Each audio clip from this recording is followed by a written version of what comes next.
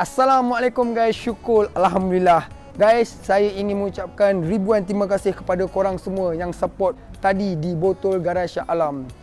Ada datang daripada jauh, daripada Seremban, daripada Muar, daripada Melaka. Hujan-hujan datang. Basah kuyuk ni, saya tengok pun saya rasa bersalah. Korang boleh tengok video selepas saya post di TikTok tadi. Korang boleh tengok orang datang daripada depan sampai belakang, dalam kedai semua penuh dan full house. Siapa yang berniat nak datang daripada jauh esok di Botol Garage Shah Alam nak beli barang, saya harap korang lupakan niat korang, sebab barang dekat dalam kedai tinggal 15 ke 20% je guys. Jangan risau, saya akan buat lelongan kau-kau 2.0 mungkin di Botol Garage Puncak Alam. Guys, saya ingin mengucapkan ribuan terima kasih yang daripada dulu korang support Botol Garage tak henti-henti.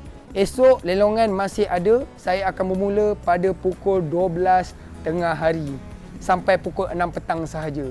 Barang yang ada dekat display, barang-barang tu saya akan jual harga kos. Barang-barang yang ada di lantai, itu saya akan buat lelongan 60 ke 70%.